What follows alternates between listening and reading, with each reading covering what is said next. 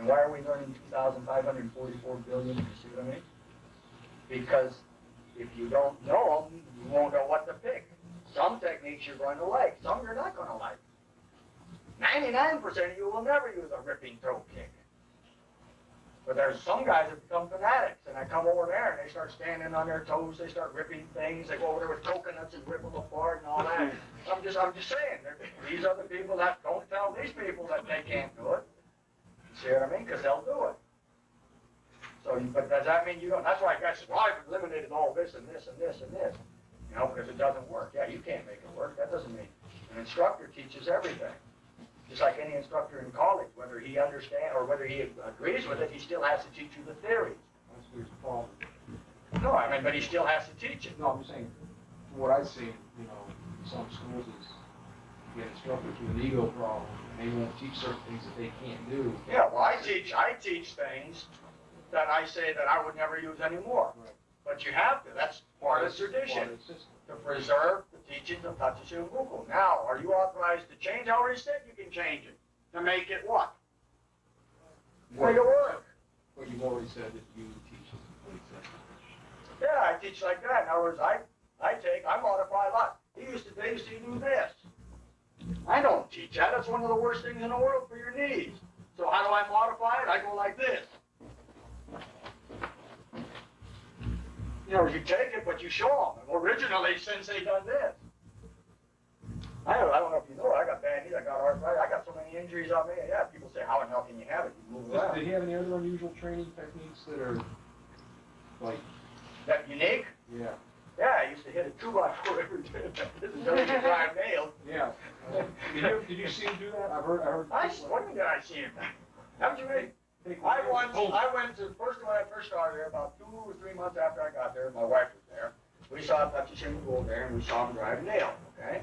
And not 4x4, he's posing, that's all he is, posing. That block there is solid mahogany, you ain't driving nothing, so he's posing there, you know? So everybody says, yeah, I seen him drive it through the pole. That's pose, you know, you gotta understand, showmanship. Okay, but what he used to do, he had a little 2x4, little block of 2x4. And it was slightly tapered. You know, in other words, it was 2x4, I didn't get 2x4, but it was 2x4 and it was tapered like here. Okay, and he'd just sit like this, he'd be sitting like this, and only on the right side, just like this, about like that. And he'd hit, everybody says 1,000 times, 1,500, well, maybe it took him about 25 minutes. So count how many he read, 25 minutes. And he'd be doing this, and then when they get done, we always had tea, his wife would always make tea. And he'd grab it and he would just, you can't help it, your nerves are all shot. You're all too much choppy, you know. And all that. And he used to take cigarettes, just to show you, he'd take cigarettes and put them out in the callus that he had here.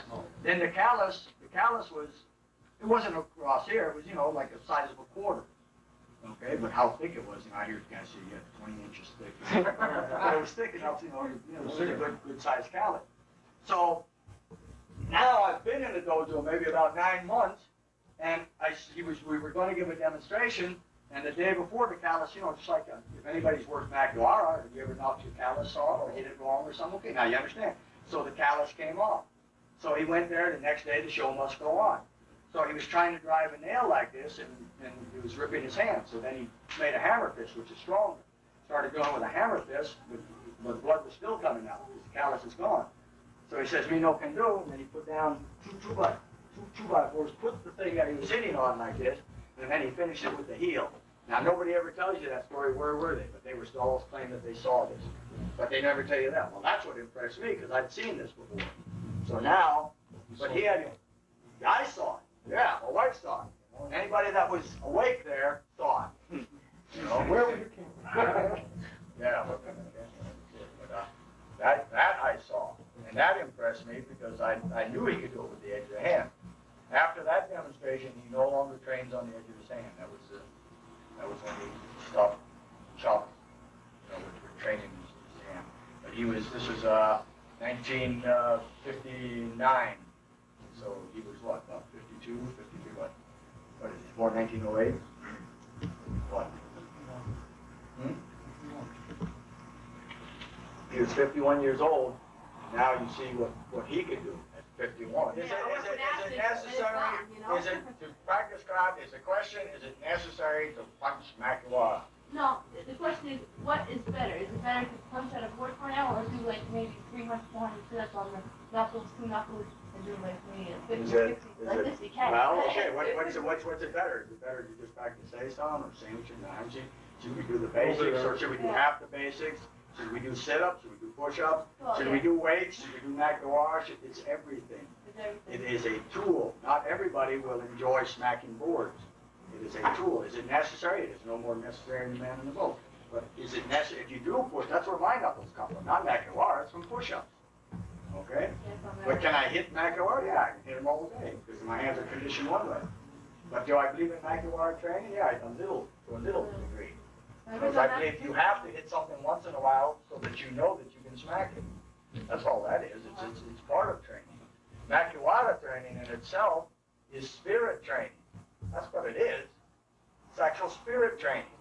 And as you can break a board, the thing is, now we have a unit of measurement, a point of reference. I can break 1 when I started in the dojo. I now break 2. A year down, I now can break 3, and then now 4. You see, it's a unit of measurement. It's like anything. It's a standard. Everything you have to have a point of reference. Does everybody do it? Of course not. When we get demonstrations, we had some specialists. We had a guy named Lewis King, and he would always, people would break things over on his arms like this. John Bartasevich was big. He'd smack through all kinds of boards, you see, or bricks and this. You know, everybody had a specialty. The thing is, I grabbed the guy that could kick the ceiling. He'd kick the ceiling. And then we'd get another guy in, and he'd break 20 bricks. Then we'd bring another guy, and we'd break boards on him and all that. And then everybody says, "Oh, all the karate men can do this." And we had some people that specialize in allowing people to kick you and smack you. You know, it's everything. But you pick the specialist. Now, those are specialists, and you understand it.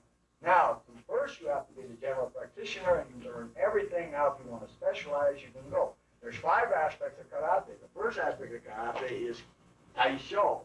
Tatsuo Shimabuku believed karate was for health. That was his first. That's what he said. The most important thing was for health. Okay? That just don't seem healthy.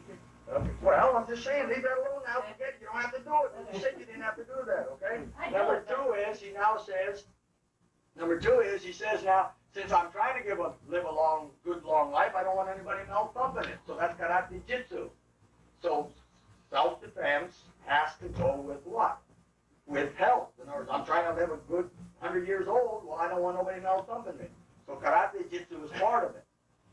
Now, if you believe in karate jitsu, then you have to be in outstanding condition to take blows, not only to dish it out. And you've got to be able to actually hit things. That is, see? But if you're not into that, forget it. You don't need it.